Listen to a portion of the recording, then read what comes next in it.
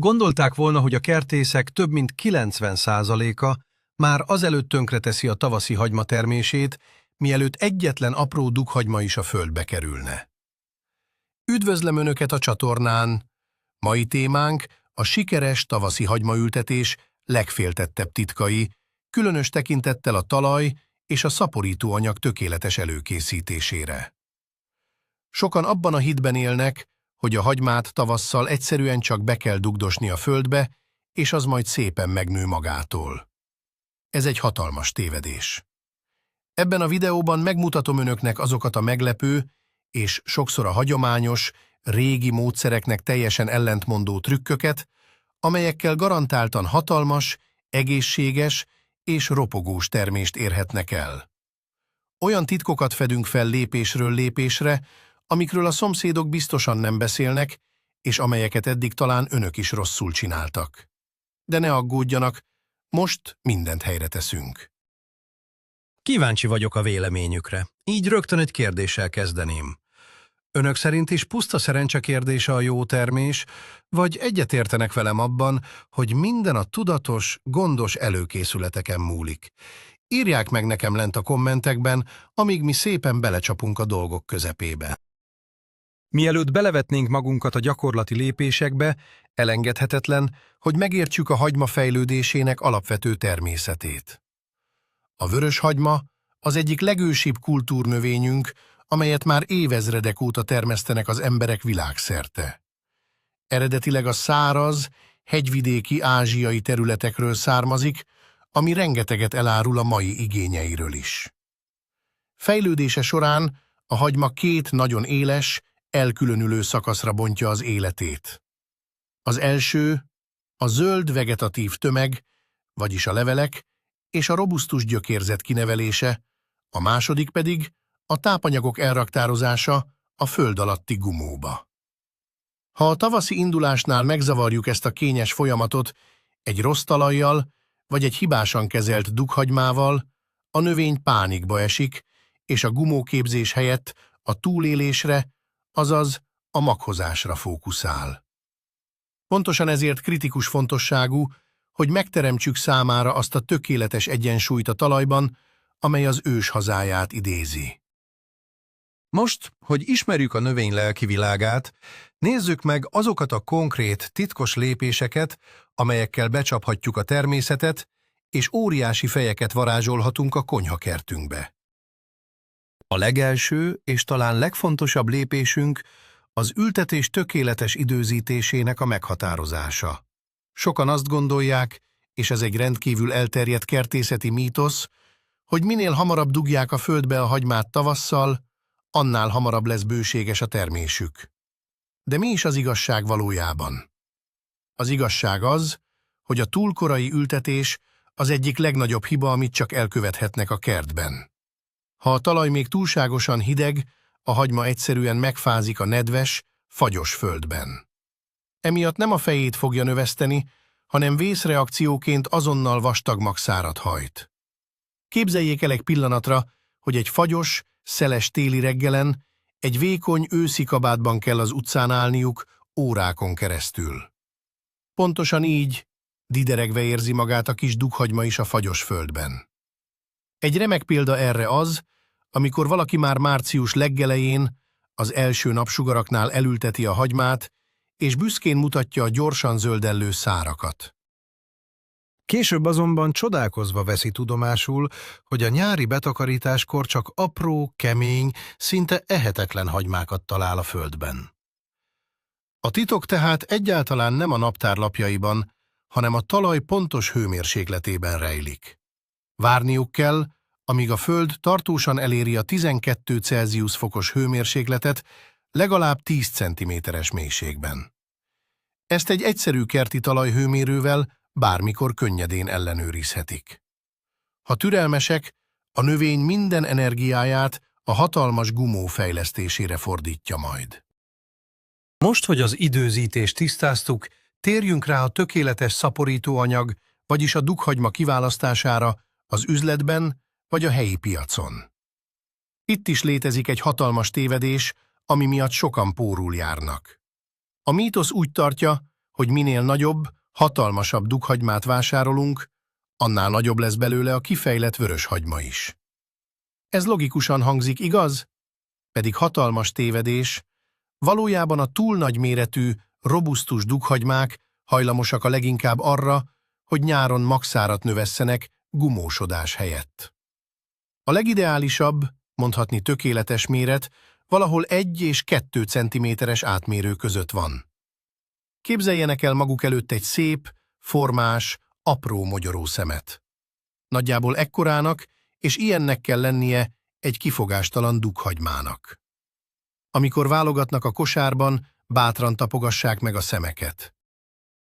Csak azokat szabad a kosárba tenni, amelyek teljesen kemények, szárazak és mentesek mindenféle fekete penésztől vagy puha folttól.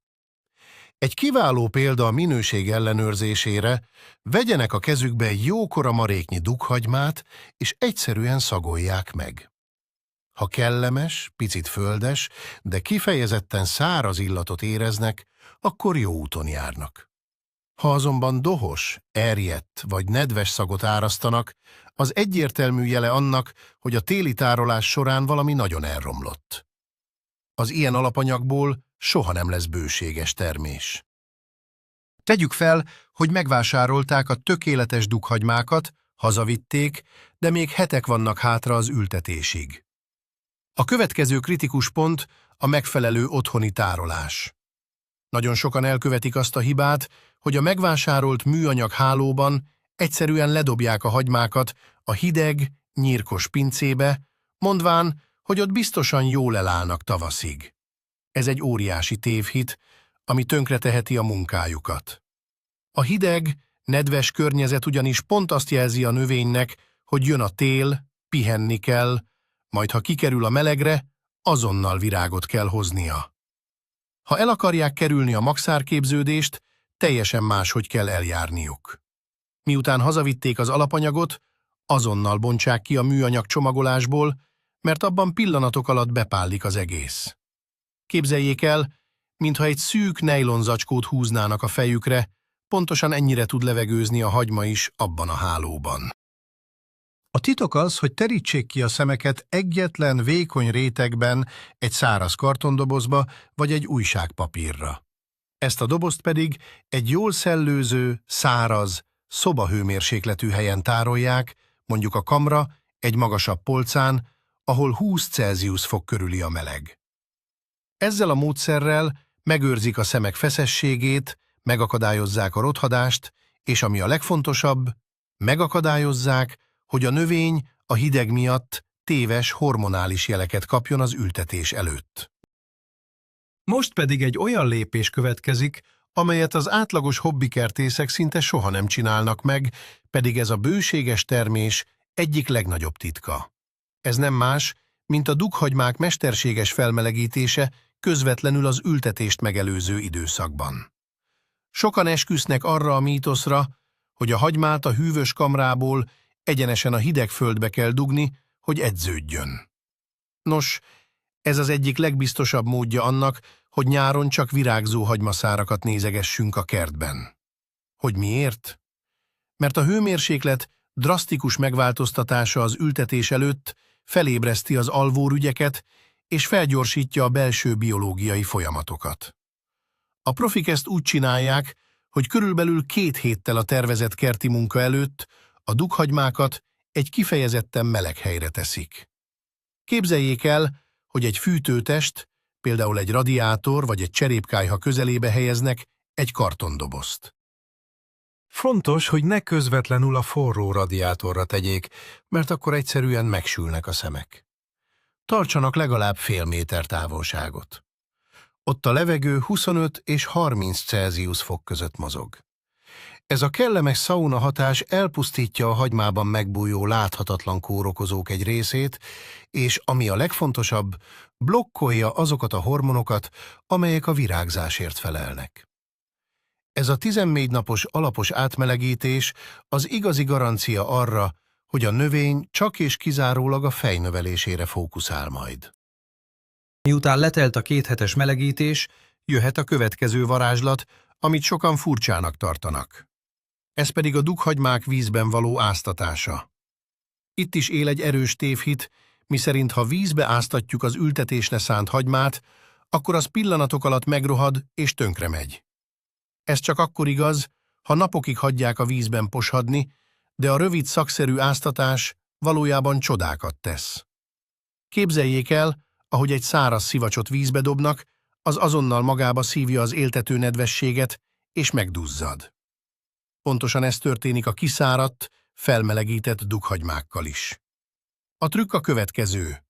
Körülbelül 10 órával azelőtt, hogy kimennének a kertbe, tegyék a hagymákat egy nagy tálba, és öntsék nyakon őket kellemesen langyos, körülbelül 35 Celsius fokos vízzel. Fontos, hogy a víz ne legyen forró, de hideg sem. Ez a langyos fürdő felpuhítja a hagyma legkülső, sokszor kőkemény száraz burkát, és beindítja a gyökérképződést. Egy nagyszerű illusztráció erre a régi paraszti módszer, amikor a nagymamák egy nagy zománcos vödörben áztatták a hagymát egy éjszakán át a konyha sarkában. Reggelre a szemek alján már apró, fehér, gombos tűfejnyi gyökérkezdemények jelentek meg. Ezzel a módszerrel legalább egy teljes hetet nyerhetnek a csírázásnál, hiszen a nedves hagyma a földbe kerülve azonnal, szinte robbanásszerűen kezd el növekedni. Ha már benne vagyunk az áztatásban, emeljük a tétet egy olyan összetevővel, ami minden konyhában ott lapul, mégis kevesen használják a kertben. Ez nem más, mint a közönséges konyhasó. Sokan riadtan hátra hőkölnek, ha meghallják, hogy sót tegyenek a növények közelébe. A mítosz úgy tartja, hogy a só kiégeti a földet és elpusztítja a gyökereket. Ha tonnaszámra szórnánk, ez igaz is lenne, de a mi titkos fegyverünk a tökéletes koncentráció. A sós-vizes fürdő ugyanis az egyik legjobb vegyszermentes módszer, a hagyma legádázabb ellenségei, a különféle fonálférgek és a hagymalég lárvái ellen. Hogyan kell helyesen csinálni? Képzeljenek el egy nagy, 2 literes befőttes üveget. Ebbe a 2 liter langyos vízbe keverjenek el pontosan 2 evőkanálnyi durva szemű konyhasót, amíg az teljesen fellemoldódik. Ebbe a kellemes, tengeri sós vizet idéző oldatba áztassák be a hagymákat körülbelül 2 órán keresztül. Ez az idő pont elegendő arra, hogy a sós víz behatoljon a pikkelylevelek közé, és elpusztítson minden ott megbújó, mikroszkópikus kártevőt, anélkül, hogy a hagymában bármilyen kárt tenne. Egy csodálatos példája ez annak, hogyan használhatjuk az egyszerű fizikai-kémiai folyamatokat a drága és mérgező bolti rovarírtók helyett. Miután kivették őket a sós vízből, feltétlenül öblítsék le tiszta vízzel a szemeket, és már készen is állnak a következő fázisra. A kártevők után le kell számolnunk a gombás és bakteriális fertőzésekkel is. Bár a hagyma erős növénynek tűnik, valójában rendkívül érzékeny a talajban rejtőző rothadást okozó betegségekre. Itt jön képbe a fertőtlenítés. Sokan azt hiszik, és ez egy hatalmas ipari mítosz, hogy csak a drága, szintetikus, vegyszeres gombaölőszerekkel lehet megvédeni a termést. Pedig van egy sokkal olcsóbb és környezetbarátabb megoldás is. A titkos fegyverünk a káliumpermanganát, amelyet sokan csak hipermangánként ismernek, és bármelyik gyógyszertárban beszerezhető.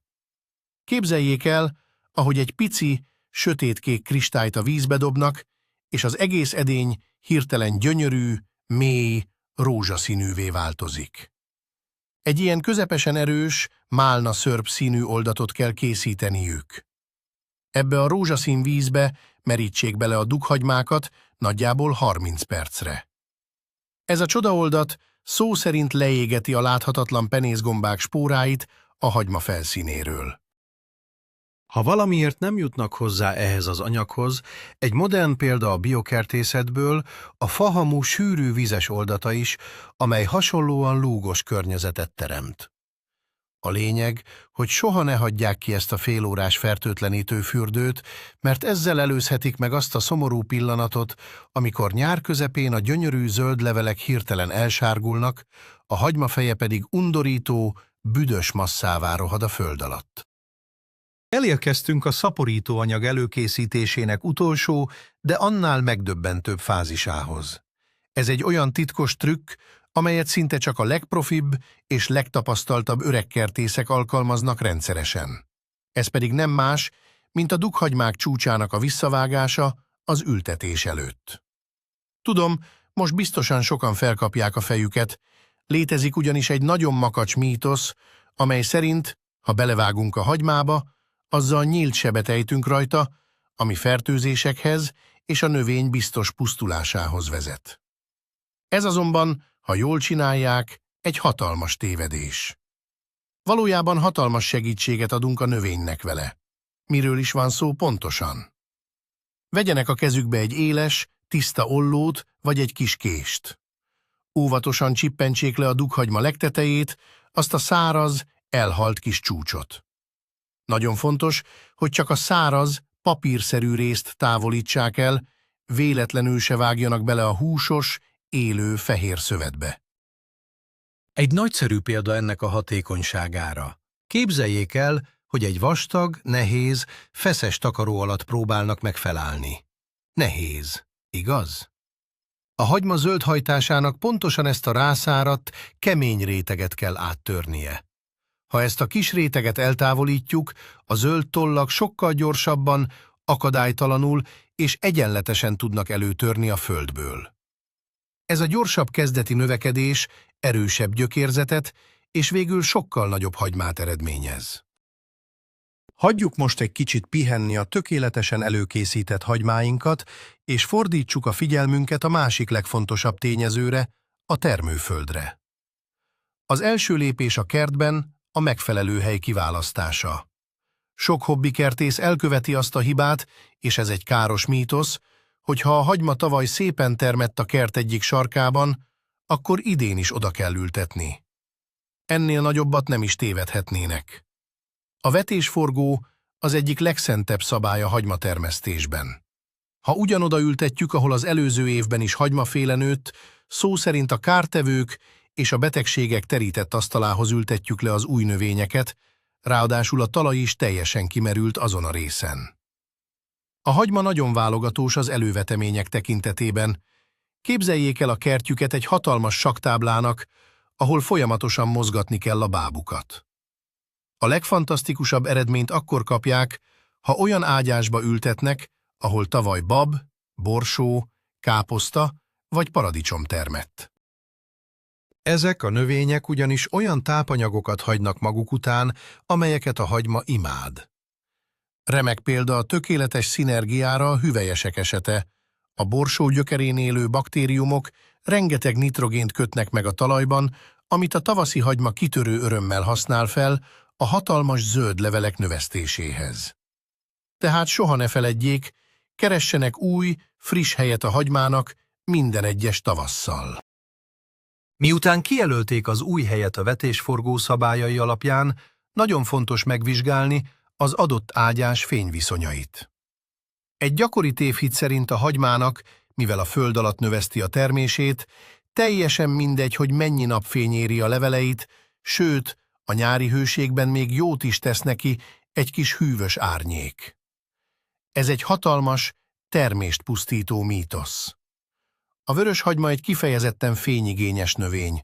Ha félárnyékba, mondjuk egy nagy diófa alá, vagy a kerítés árnyékos tövébe ültetik, a levelek vékonyak, erőtlenek és halványzöldek maradnak. Ha nincs elég napfény, a növény nem tud elegendő energiát előállítani a fotoszintézis során, és az energia hiányában a föld alatti gumó apró marad. Képzeljenek el egy napelemet a tetőn. Ha rávetül a fa árnyéka, nem termel áramot. Pontosan így működik a hagyma zöld szára is. Válasszák a kertjük leginkább napsütötte, legnyitottabb részét. Egy kiváló példa a jó elhelyezésre egy olyan ágyás, amelyet kora reggeltől egészen késő délutánig akadálytalanul ér a napfény. Emellett az is fontos, hogy a terület járja át a szellő. A sűrű, párás, zárt zugokat a gombabetegségek imádják, míg a szellős, napos helyeken a reggeli harmad hamar felszárad, így a hagyma levelei teljesen egészségesek maradnak, a legnedvesebb tavaszi napokon is. Rátérünk a fizikai munkára, a talaj konkrét megmunkálására. Amikor a talajelőkészítésről beszélünk, sokan úgy gondolják, hogy elegendő csak egy gerebjével éppen hogy megkarcolni a föld felszínét, hiszen a dughagyma úgyis csak pár centiméter mélyre kerül. Ez ismét egy olyan mítosz, ami miatt a hagymák elkorcsosulnak. A hagyma gyökérzete, bár nem tűnik hosszúnak, nagyon mélyre képes hatolni a vízért és a tápanyagokért, ha a talaj szerkezete ezt megengedi számára. Képzeljék el a különbséget egy pihepuha, frissen sült piskóta és egy kőkemény tégla között. A hagyma gyökerei a puha piskótában érzik jól magukat, a téglába viszont beletörnek. Ezért a területet legalább egy ásónyomnyi, azaz körülbelül 20 cm-es mélységben alaposan fel kell lazítani. Ezt megtehetik ásóval, vagy egy jó minőségű ásóvillával is. A lényeg, hogy törjék meg a nagy, kemény rögöket, és tegyék a talajt olyanná, mint a finom morzsa. Egy nagyszerű példa a megfelelő lazaság ellenőrzésére. Ha a megmunkált földbe könnyedén, ellenállás nélkül bele tudják tolni a kezüket csuklóig, akkor végeztek tökéletes munkát. A lazatalajban a hagyma gumója is akadálytalanul tud majd tágulni a nyár folyamán, nem fogja összenyomni a kemény agyag, így gyönyörű, kerek és hatalmas fejeket fognak szüretelni. A fizikai lazítás mellett beszélnünk kell a talaj kémiai tulajdonságairól, pontosabban a kémhatásáról, a pH értékről. Sokan esnek áldozatául annak a mítosznak, hogy a hagyma egy igénytelen növény, amely szó szerint bármilyen földben megél és terem. Ez óriási tévedés. A vörös hagyma rendkívül érzékeny a talaj savasságára. Ha a kertjük földje savas, a növény egyszerűen képtelen lesz felvenni a szükséges tápanyagokat, még akkor is, ha tonnaszámra hordják rá a műtrágyát. A levelei elsárgulnak, a növekedés pedig teljesen leáll. A hagyma a semleges vagy enyhén lúgos közeget imádja. De hogyan tudják ezt megállapítani drága laboratóriumi mérések nélkül? Egy zseniális és egyszerű otthoni példa a szódabikarbónás teszt.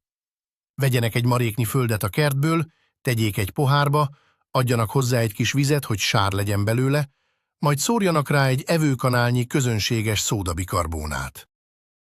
Ha a keverék hevesen pezsegni és habzani kezd, az egyértelmű jele annak, hogy a talajuk túlságosan savas. Ebben az esetben kötelező beavatkozniuk még az ültetés előtt. Ilyenkor mészpor vagy őrölt dolomit bedolgozásával tudják semlegesíteni a savakat. Ha ezt elmulasztják, a legdrágább, legjobban előkészített dughagyma is csak sínylődni fog a savanyú földben, a hatalmas termésről pedig örökre lemondhatnak. Elérkeztünk az egyik legkritikusabb és legtöbb vitát kiváltó témához. A trágyázáshoz. Létezik egy ősvégi falusi mítosz, miszerint a legnagyobb és legszebb zöldségeket, így a hagymát is, kizárólag friss, gőzölgő, istálló trágyával lehet megnevelni. Aki ezt a tavaszi hagymaágyásnál megteszi, az azonnal alá is írja a halálos ítéletet a növényei számára. A hagyma ugyanis egyenesen gyűlöli, és egyáltalán nem bírja elviselni a friss, szerves trágyát. A friss trágyában lévő rengeteg nitrogén és az aktív bomlási folyamatok szó szerint elégetik a fiatal, érzékeny hagymagyökeket. Képzeljék el, mintha valaki tiszta csilipaprikával etetné önöket egy gyomorrontás után. Ráadásul a friss trágya vonzza a hagymalegyeket, és tele van gyommagvakkal is. Mi a megoldás?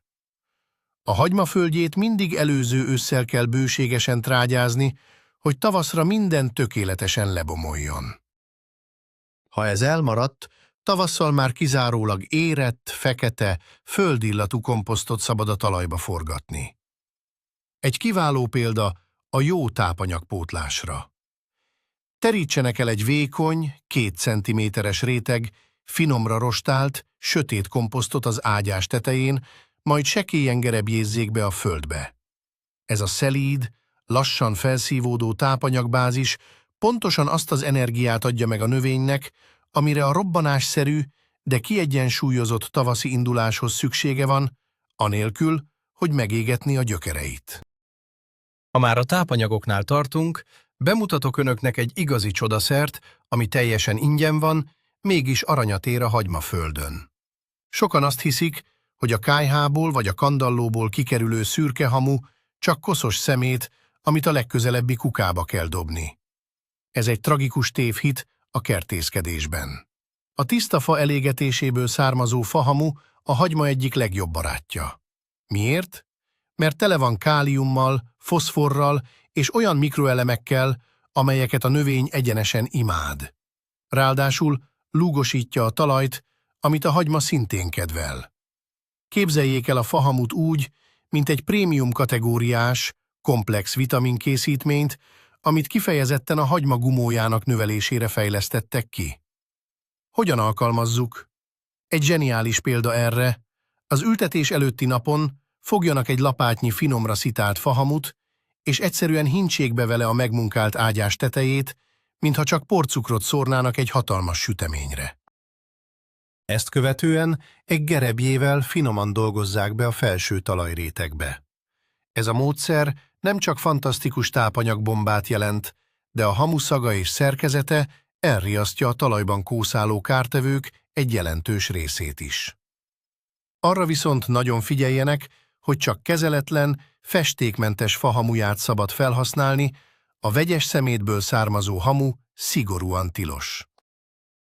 A talaj most már laza, tápanyagdús, és megkapta a vitaminkúrát is. Ideje kijelölni a sorokat. Sokan, főleg a kiskertekkel rendelkezők, bedőlnek annak a mítosznak, hogy minél sűrűbbre ültetik a hagymát, annál több fér el a területen, és annál nagyobb lesz az össztermés. Ez a mohóság az egyik leggyakoribb oka a siralmas eredményeknek.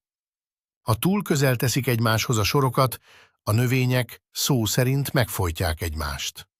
Versengeni fognak a vízért, a napfényért és a tápanyagért.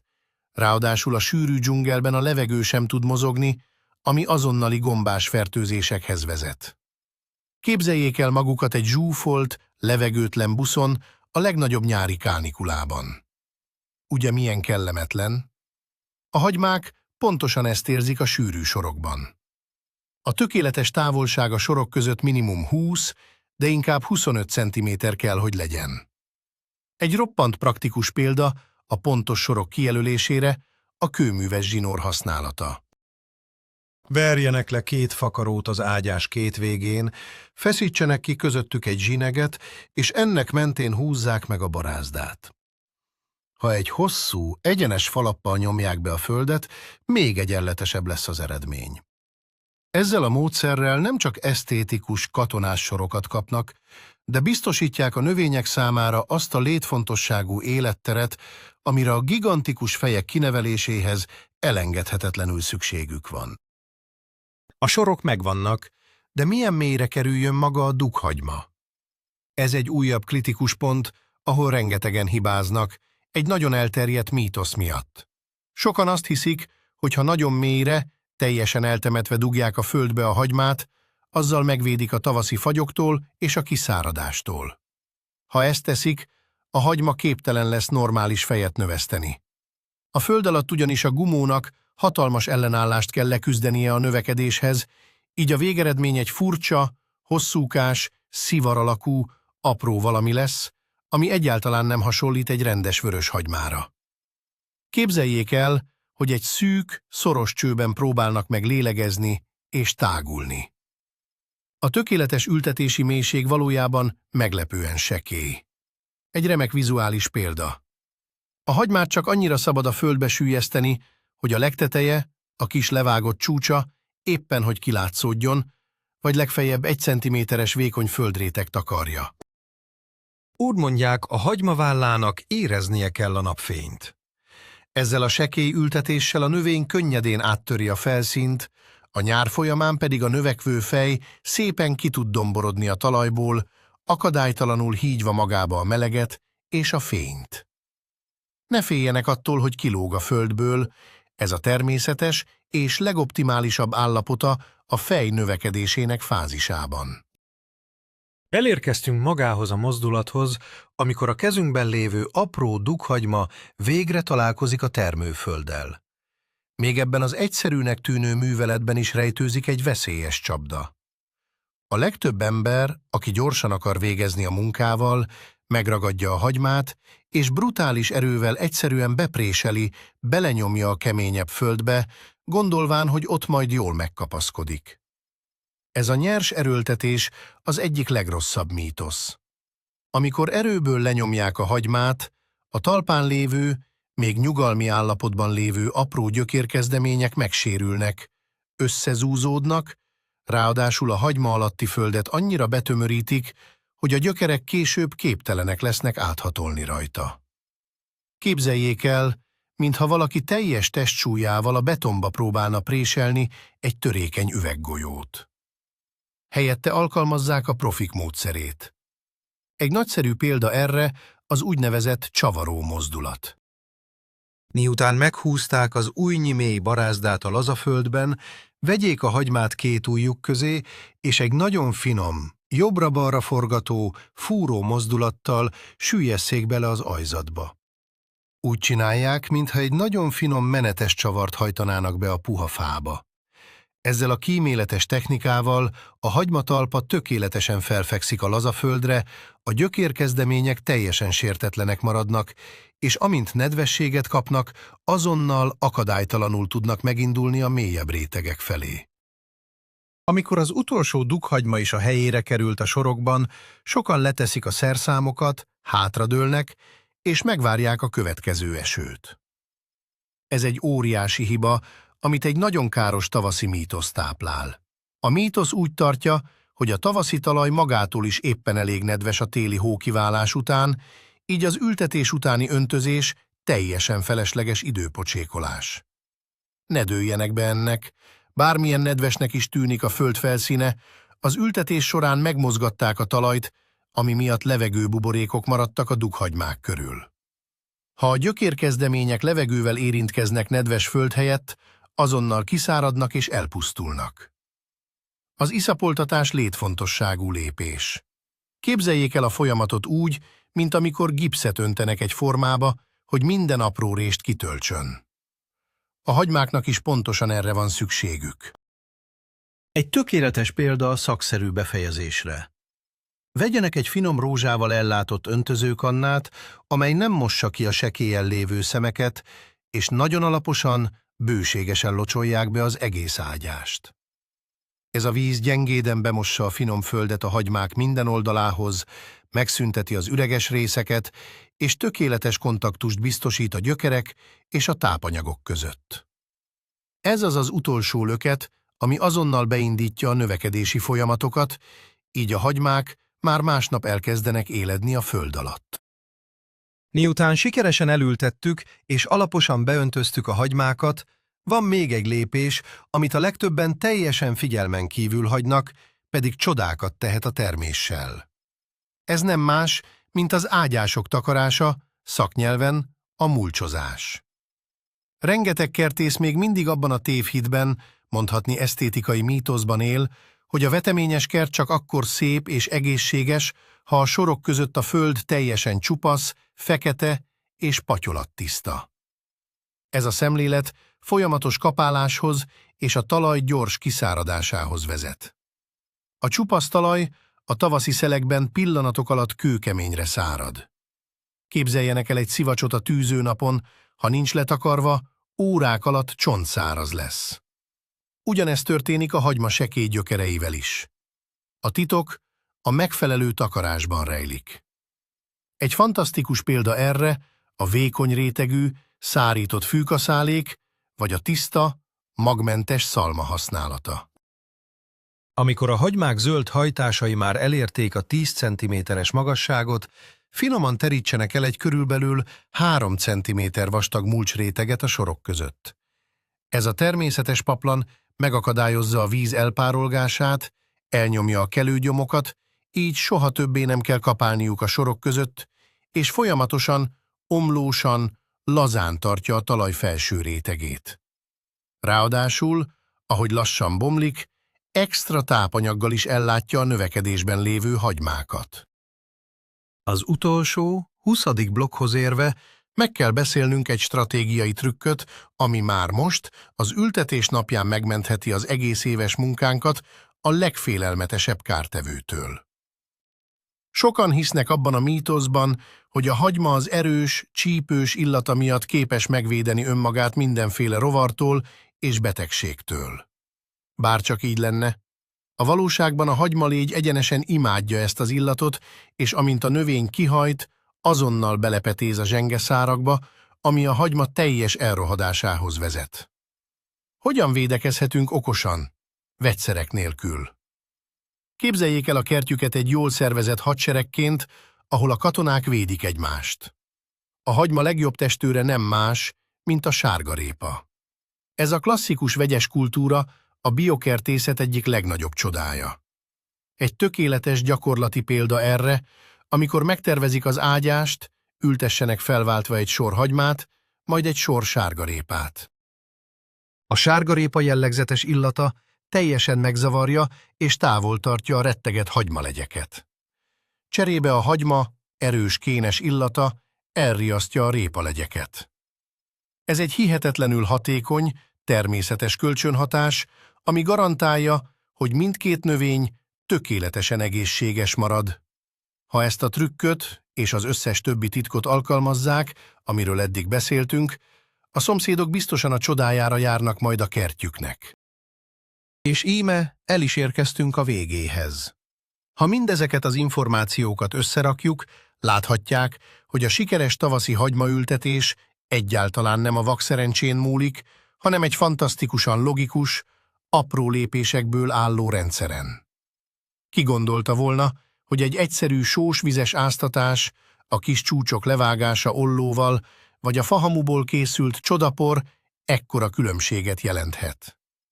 Ez a hatalmas fordulat a történetben, nem kell drága vegyszerekre költeniük, sem megszakadniuk a munkában. Ha türelmesek a hőmérséklettel, jól választják meg a szomszédokat az ágyásban, és betartják a lazatalaj szabályait, idén-nyáron olyan hatalmas, ropogós és egészséges hagymákat fognak betakarítani, amilyeneket eddig talán csak a magazinok címlapjain láttak. Foglaljuk össze a legfontosabbakat. Időzítés, tökéletes méretű hagyma, langyos fürdő és laza, tápanyagdús talaj. Hálásan köszönöm, hogy velem tartottak ebben a videóban, és remélem, sikerült hasznos, új információkat átadnom önöknek.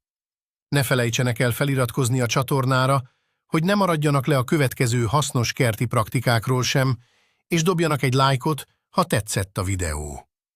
Zárásként pedig szeretném feltenni önöknek a kérdést, a ma hallott titkok közül melyiket fogják mindenképpen kipróbálni az idei ültetés során? Talán a sósvizes fürdőt, vagy a hagyma csúcsának levágását? Írják meg a válaszukat lent a kommentekben, nagyon kíváncsi vagyok a véleményükre.